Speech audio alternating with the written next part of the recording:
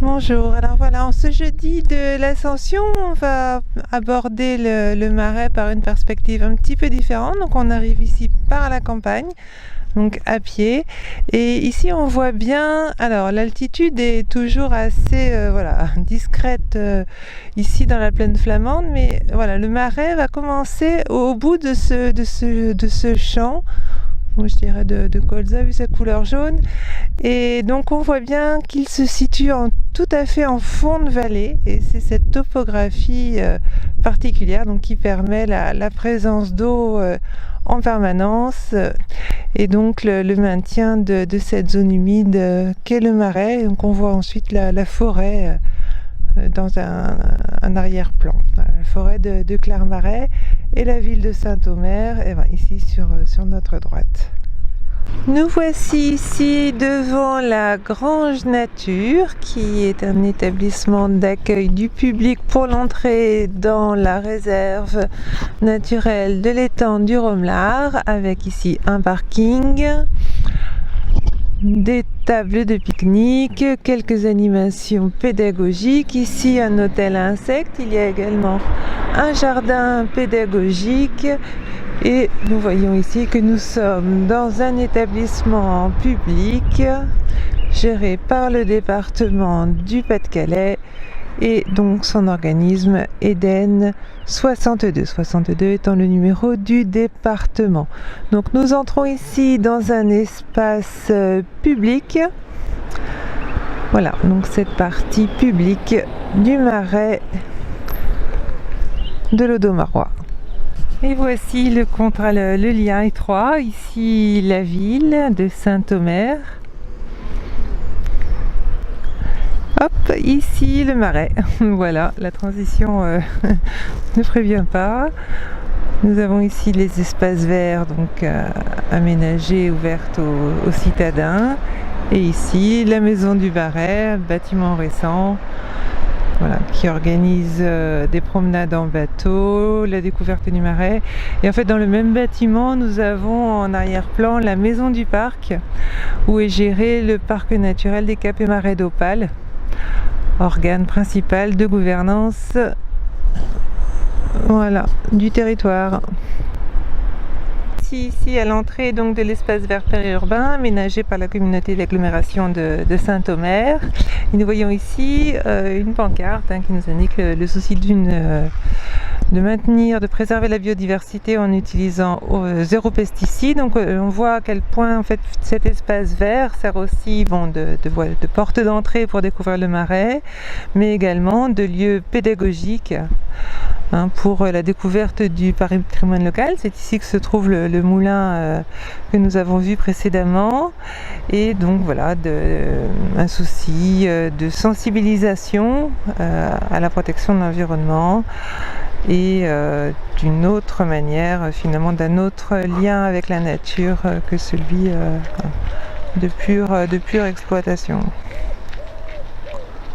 Et ici bien sûr les règles, voilà, avant d'entrer dans cet espace. Okay. Donc le problème c'est qu'on ne peut pas s'allonger entre les algues. Il y a des orties, je pense. Voilà, le bateau est coincé à cause d'algues qui se sont mêlées au gouvernail, et nous sommes en train d'être libérés. Il y a beaucoup d'eau ici. Donc notre guide nous indique qu'une section est chargée et financée par un impôt collectif du nettoyage du Marais, forcément eutrophisé.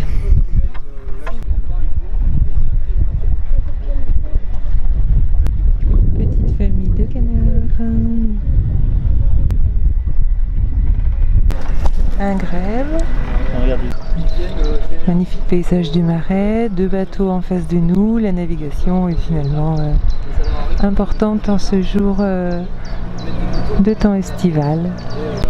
Voilà, ici une escute, bateau peut-être pas une back-off, pas si petite que ça, bateau collectif à fond plat, et ici des saules têtards. Donc on voit que le haut de l'arbre est été, ce qui agrandit naturellement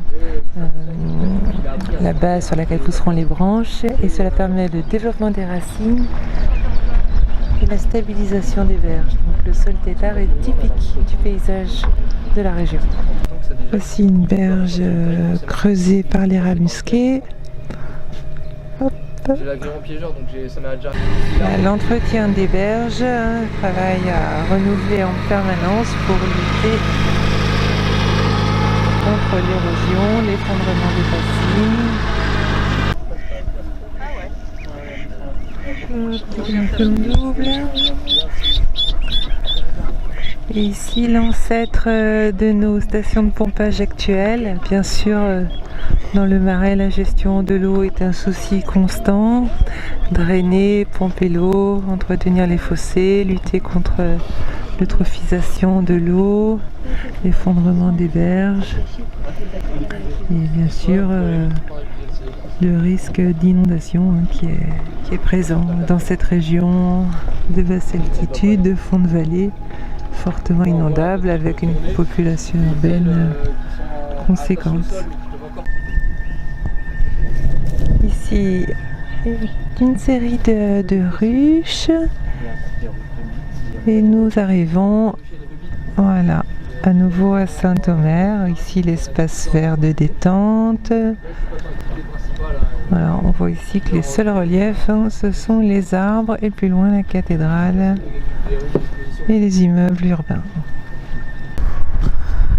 Nous voici ici à Saint-Omer. Nous allons traverser ce canal, premier canal de là, en direction de Saint-Omer et nous sommes, comme vous le voyez, en milieu urbain avec quelques édifices traditionnels, un habitat typique de la région,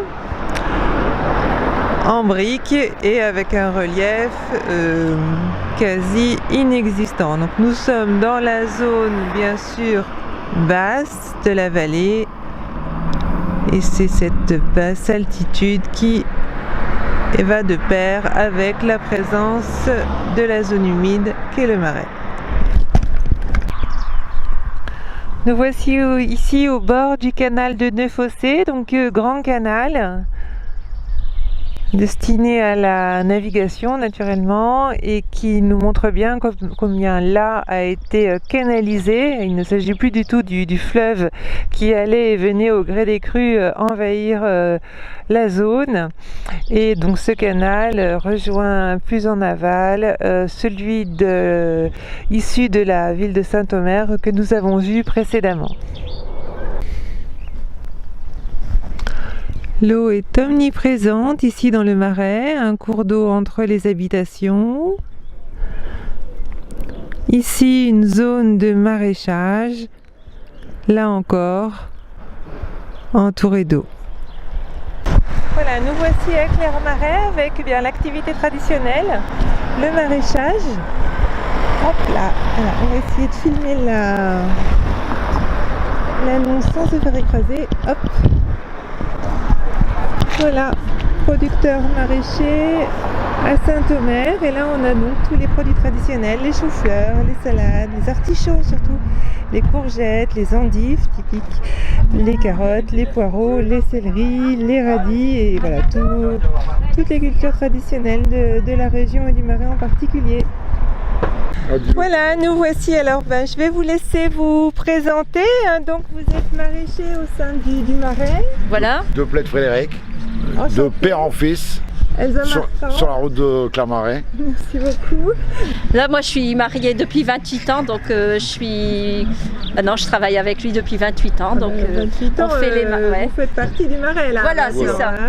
On fait les marchés toute la semaine, et puis on vend nos produits sur la route de Clermarais.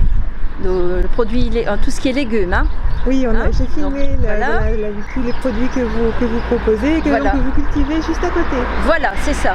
Les carottes, les poireaux, les artichauts vert de lin, le gros vert de lin, les choux-fleurs, les choux blancs, les choux rouges, les choux frisés, les tomates, mais surtout le chou-fleur et l'artichaut. Vous êtes content de vivre dans le Marais? Ah, nous, ouais. C'est pour ça que je quitte jamais la région, je ne sors jamais. Voilà. C'est pour ça qu'on a bâti dans le Marais aussi. Dans un lieu exceptionnel, il faut le dire. Voilà. Ah ouais. Et l'évolution du Marais vous satisfait? Vous êtes content? Pour l'instant, oui, mais un peu trop de jachères ou pas assez de règlements de respecter.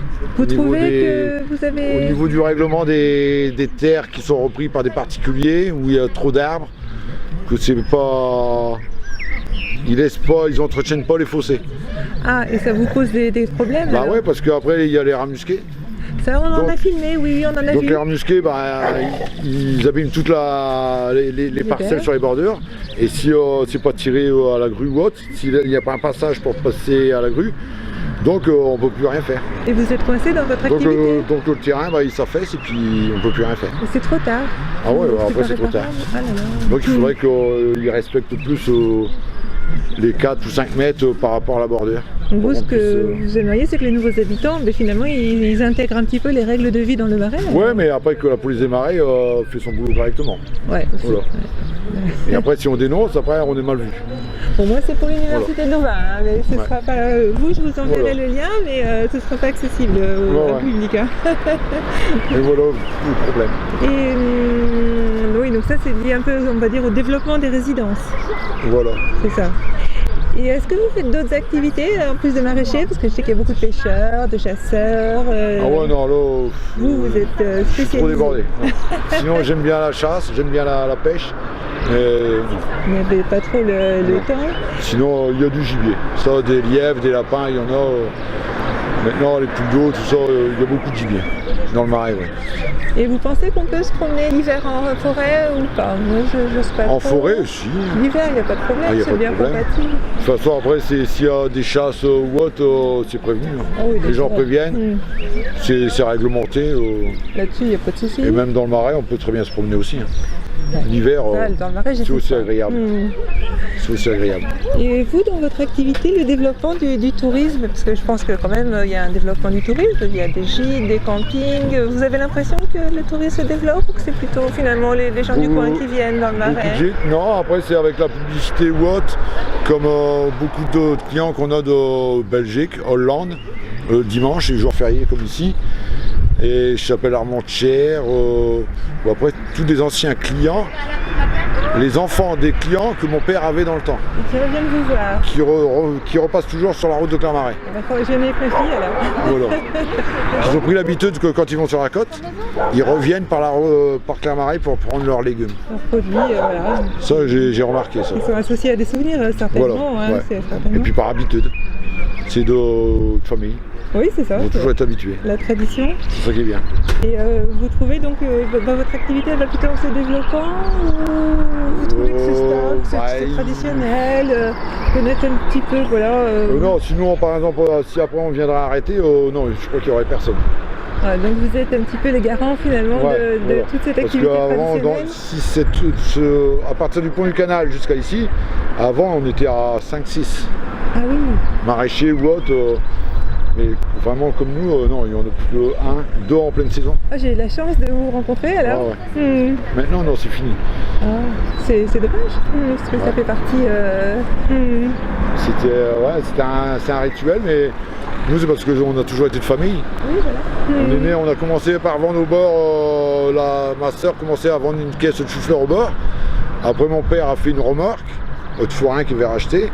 Et après qu'il avait fait une remorque, ils ont fait bâtir plus loin, là, au 145. Ils ont fait un magasin. Et après, il y a eu un divorce, mais après, sinon, nous, on a repris.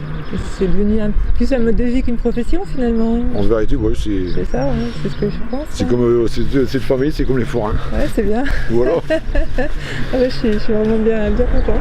Mais sinon, les visites, il faut visiter le Marais. Ah, le Marais, je le connais par cœur.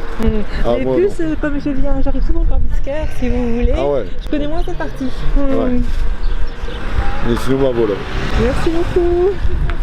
Voilà, voici donc les serres, l'entrepôt, les cultures de Monsieur et Madame Desplaies. Donc, on les remercie vivement et donc on sent bien leur attachement très fort au Marais de l'Audomarois. On peut dire qu'ici, on est sur l'activité patrimoniale traditionnelle. Voilà, on a beaucoup de chance, c'est extra.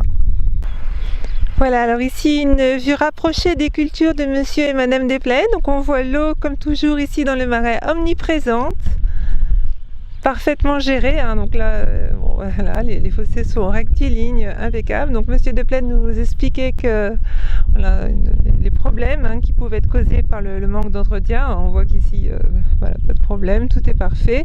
Et donc ici une vue rapprochée des serres, de l'entrepôt, du magasin. Donc là on est sur une journée exceptionnelle pour un mois de mai.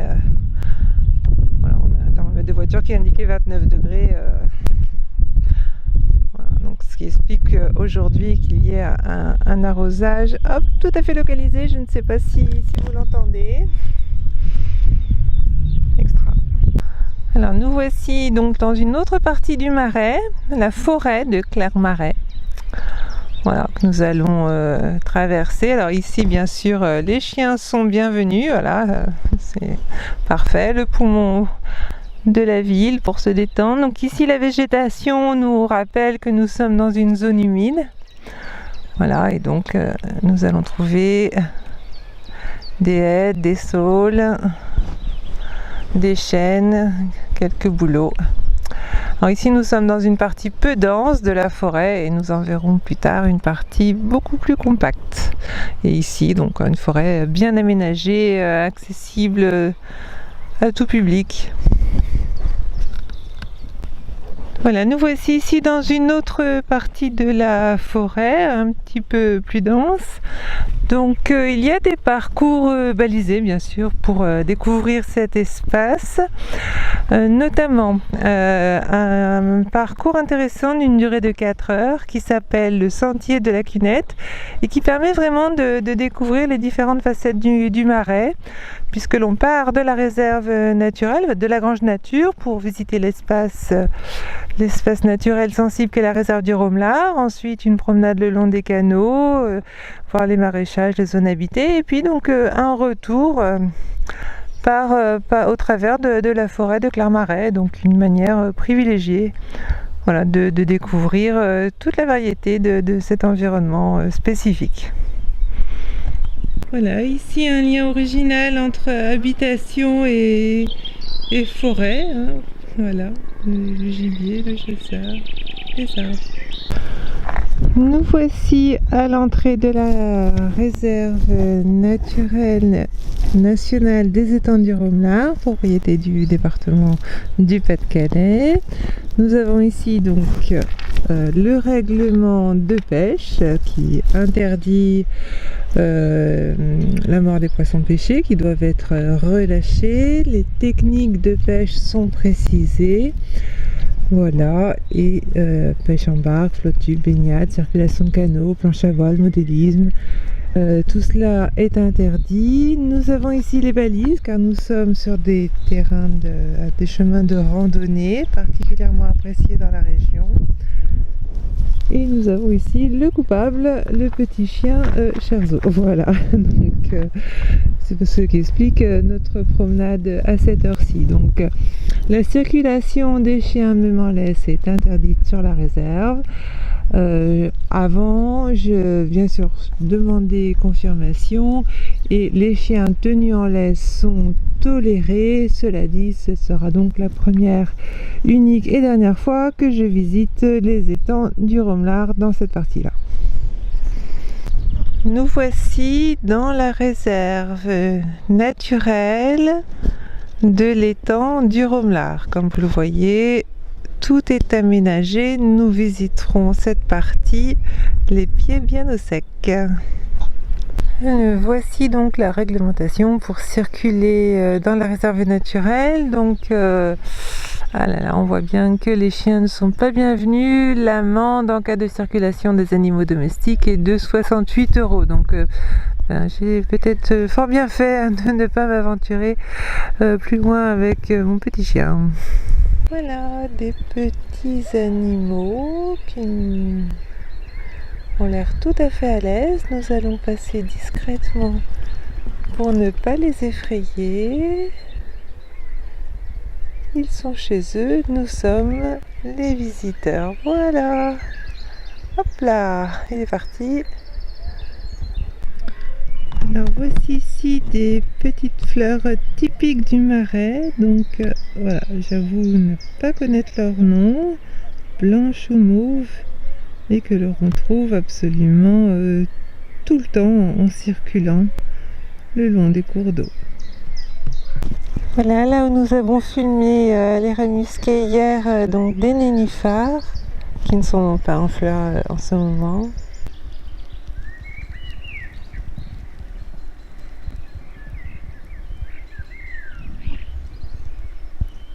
Alors nous voici dans l'observatoire de la réserve, ici donc une longue vue pour ceux qui n'arriveraient sans équipement, et donc ici l'étang principal, voilà, avec ses multiples espèces.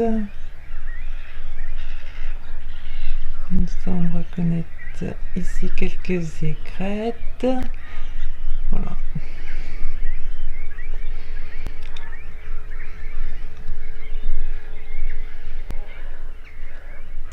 Alors ici un cygne tuberculé. Alors il y a eu des soucis en fait. Le cygne est une espèce protégée et malheureusement elle se délecte des jeunes feuilles d'artichaut. Donc il y a eu une incompatibilité et de fortes pressions en fait ont été exercées.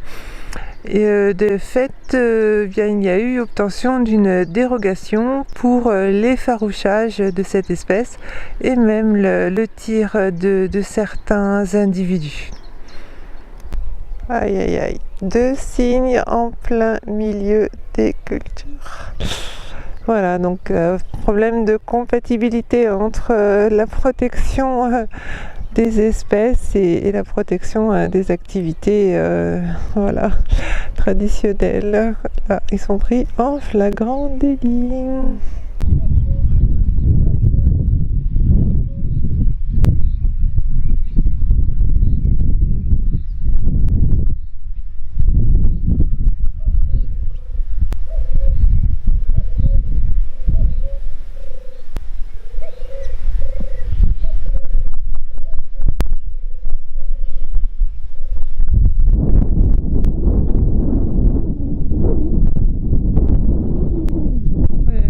J'ignore si vous avez entendu un petit peu le petit bruit de fond du Marais. Donc ici, beaucoup d'ornithologues viennent dans l'espoir de rencontrer le blanc giosnin ou le butor étoilé.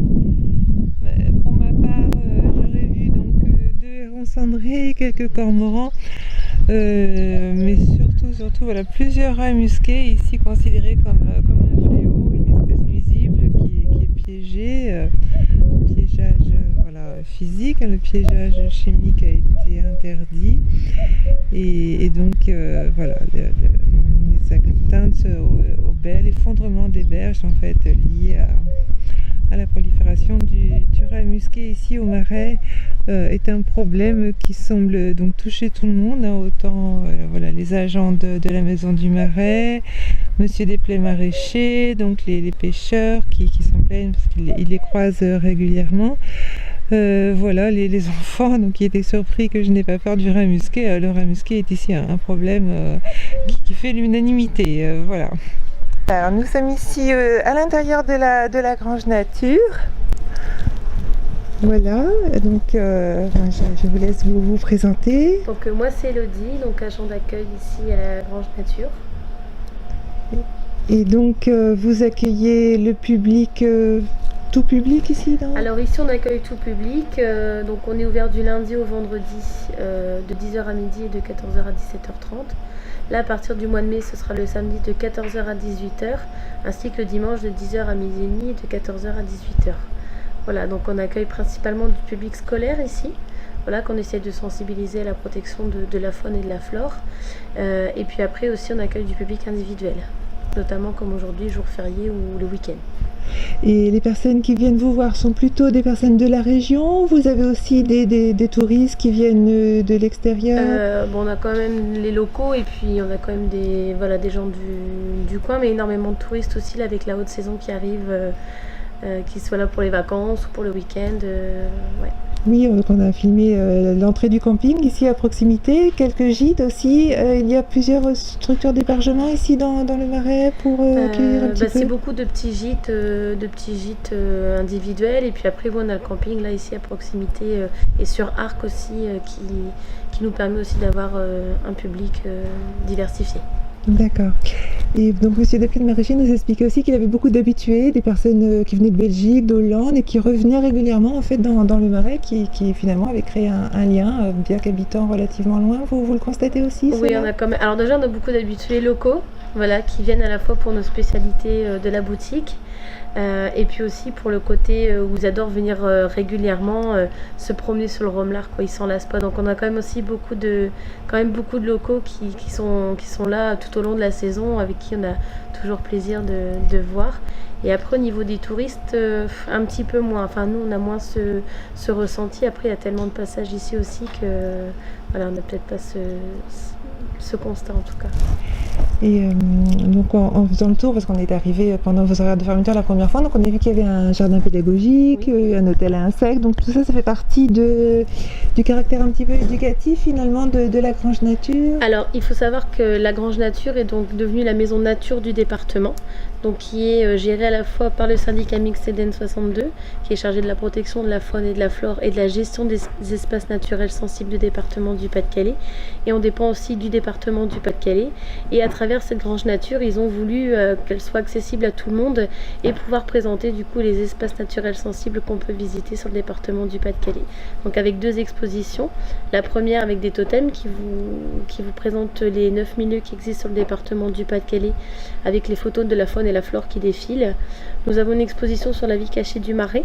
Donc voilà, ça nous permet d'aller voir un petit peu ce qui se passe sous l'eau. Une boutique aussi éco-responsable avec un maximum de produits de l'artisanat, du Made in France, et aussi du coup l'accès au jardin pédagogique qui est ouvert à tout public, avec des jeux à la fois pour les enfants, présentation de différents nichoirs, et l'attraction ici c'est d'avoir une ruche vitrée, donc ça nous permet de voir les abeilles travailler sans les déranger. Ah, c'est formidable, je ne sais pas si elle est encore ouverte par contre. Non, là, après on peut éventuellement vous montrer la ruche comme ça, mais... On reviendra à l'occasion. Voilà. Merci beaucoup. En face de nous, un gîte, le gîte Au Chemin du Paradis, pouvant accueillir 10 personnes. Et son jardin.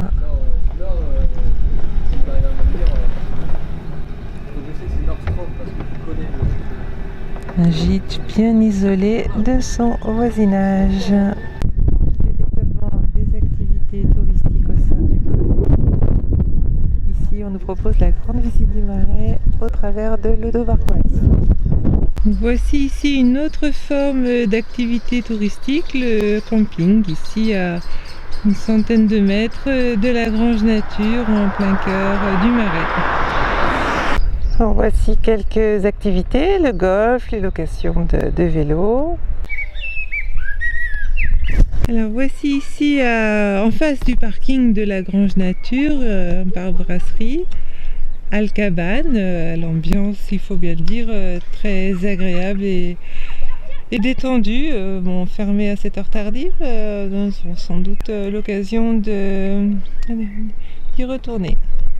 Voilà, alors nous sommes ici au sein de la brasserie Alcabane, donc à 10 mètres de la Grange Nature.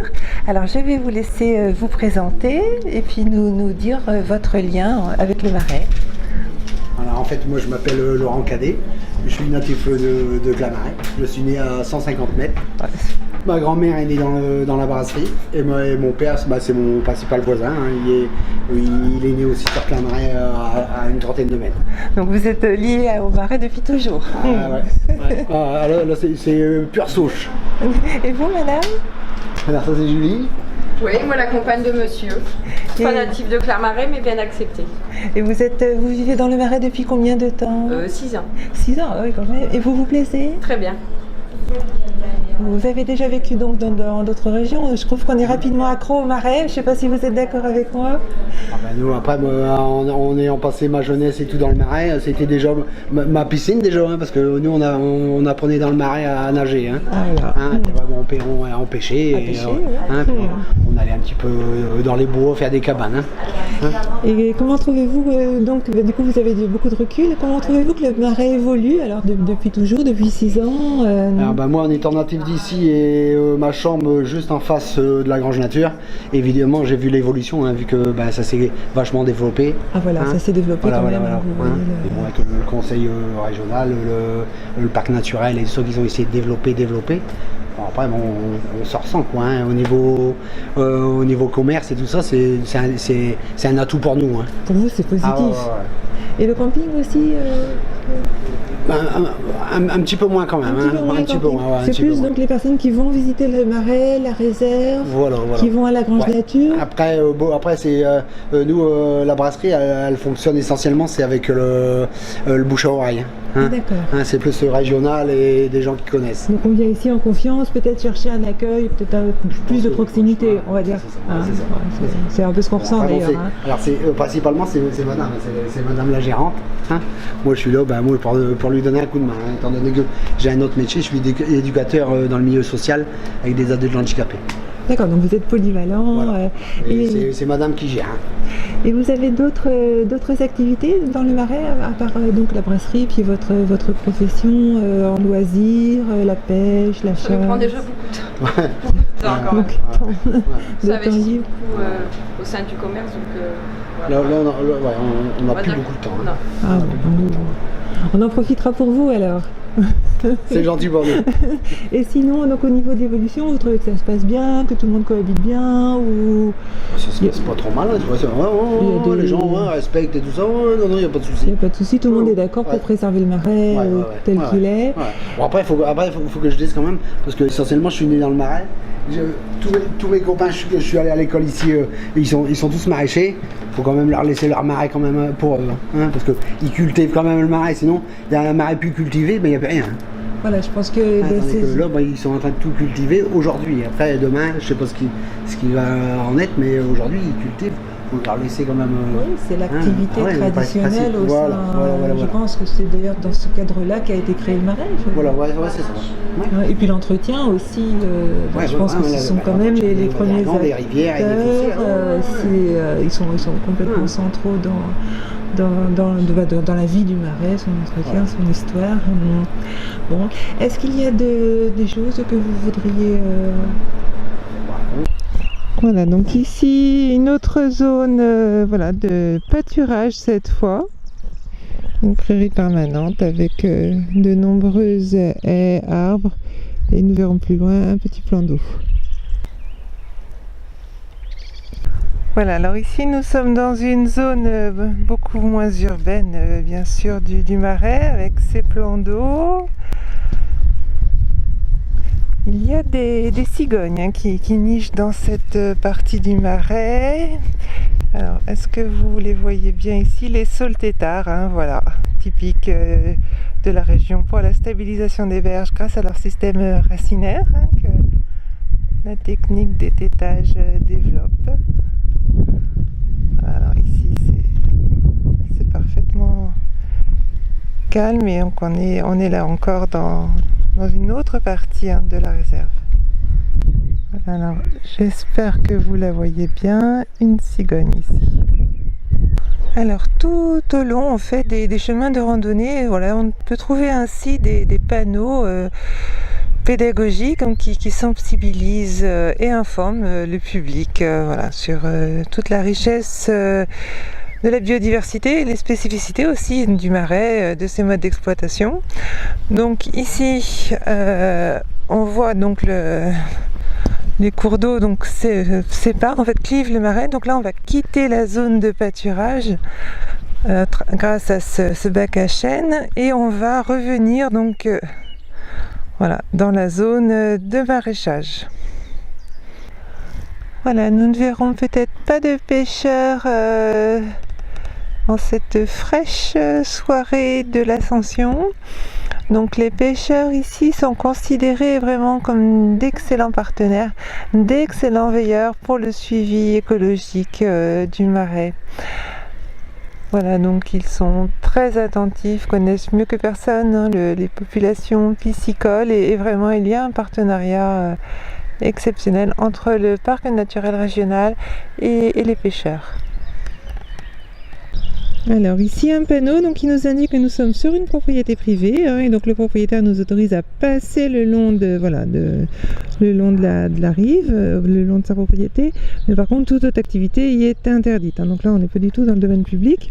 Alors cette propriété a ce site particulier qu'elle semble effectivement coupée du marais, alors que les autres ont un lien direct, donc on pourrait se dire que là la cohabitation entre promeneurs et habitants se fait aux dépens finalement du propriétaire. Mais en fait, et non, car il y a un autre cours d'eau auquel la propriété a un accès direct, donc tout va bien. Voilà, alors les maisons ici sont souvent isolées par la voie d'eau et cet isolement est vraiment recherché souvent par les habitants du Marais. Alors dans le cadre de la gouvernance, cela crée une particularité, c'est-à-dire que cette recherche d'isolement n'est pas forcément compatible avec la volonté de participer en fait aux actions collectives du Marais. Donc bien souvent en fait les agents du parc naturel régional ou autres en fait, sont confrontés à un défaut de participation. Beaucoup d'habitants veulent juste être tranquilles chez eux et n'ont pas forcément cette volonté participative. Voilà, donc je viens de franchir la limite du Marais, c'est fini. Donc nous avons certainement dépassé les 8 minutes requises pour la vidéo. Mais je pense que le temps, prendre son temps, c'est important pour une bonne gestion des communs, prendre son temps pour découvrir les différentes facettes du territoire.